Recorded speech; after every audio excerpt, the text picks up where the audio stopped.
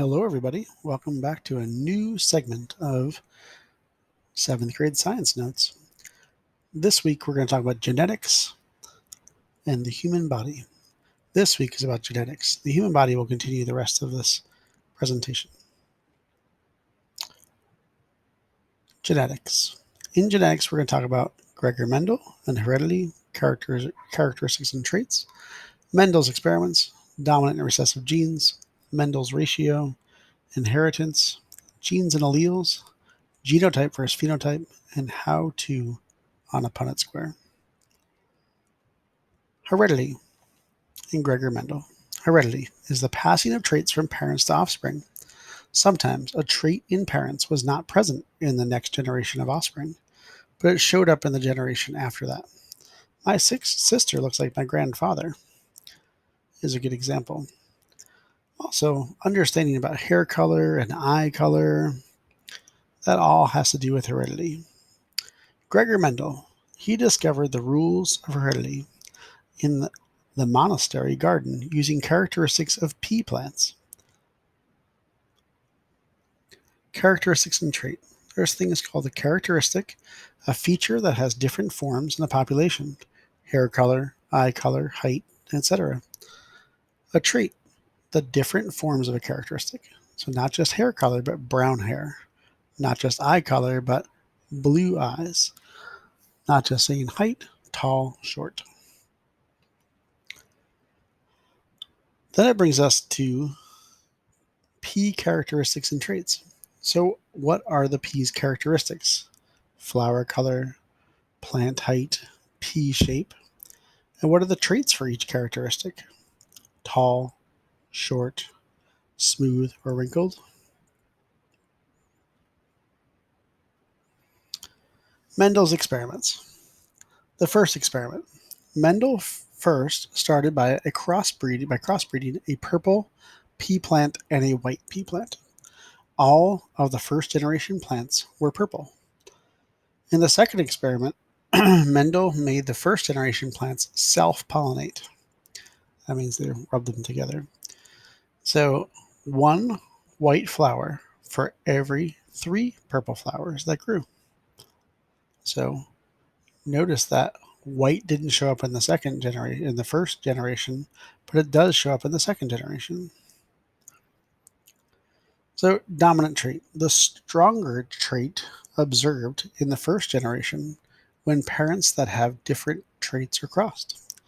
A recessive trait, a trait that reappears in the second generation after disappearing in the first generation when the parents with different traits are crossed. So here's some links to recessive and dominant traits in humans.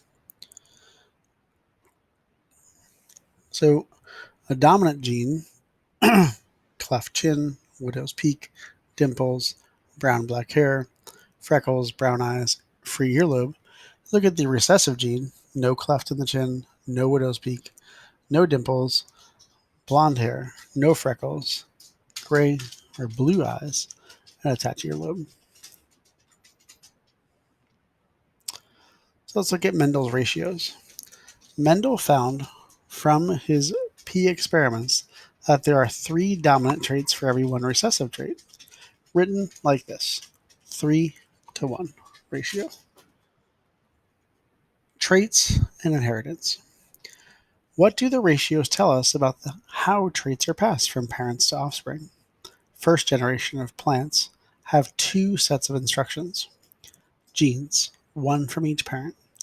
The offspring has 2 forms of the same gene for each characteristic, called alleles.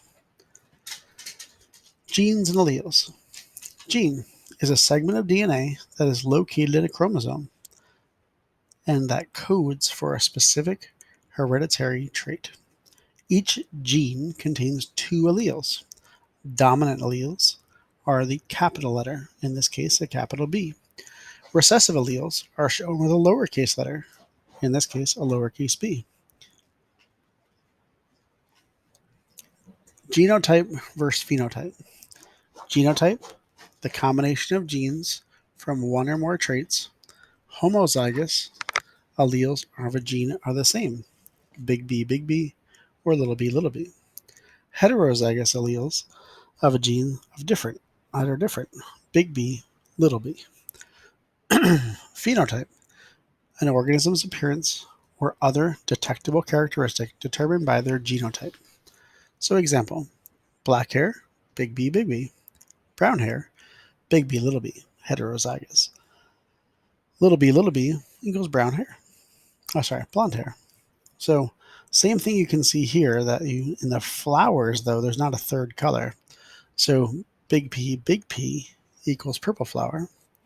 Big P, little p still equals a purple flower, even though it is heterozygous. And then you have a white flower, which is homozygous, but it's going to be recessive. So what is a Punnett square? So you can do the math. It's a tool to predict what the probability of certain traits in offspring that shows the different ways alleles can combine. A way to show phenotype and genotype. A chart that shows all the possible combinations of alleles that can result when genes are crossed. So when you use a Punnett square, you make these 4 boxes. So you draw a large square and divide it into 4 equal sections, which are also squares. It should look something like this. Using a Punnett square, letters stand for dominant and recessive alleles. An uppercase letter stands for a dominant allele. A lowercase letter stands for a recessive allele. Now you need 2 parents to mate, ones with a known genotype. For example, a red flower, genotype big R, little r, heterozygous, and a white flower, genotype little r. So we're going to use red flower heterozygous. We're going to use white flower homozygous. Place one of the parents on top. So here we put the red flower on top and one on the left. You should get something similar to this. So here's your white flower. Then what you're going to do is you're going to take each letter in each column and combine it with each letter from each row in the corresponding square. You should now have a picture like this. So big R just comes down, little r just comes over, and you get a whole new heterozygous. Same thing here, big R, little r, homozygous recessive. So the 2-letter combinations are possible genotypes of offspring. They are big R, little r, big R, little r, little r, little r, little r, little r genotypes. From this, it's possible to determine the probability or chance that a flower will have a red phenotype is 2 out of 4. Otherwise, that's 50%. Where a white phenotype is 2 out of 4 and also 50%. So you don't know what you're going to get. It's be 50% red or 50% white. So here we have 2 red flowers. One is dominant, big R, and then the other one's going to be big R, little r. And you have to plug those in there and type them into those boxes and see what you get as the probability at the bottom. All right, that brings us to the end of this presentation. All right, see you soon.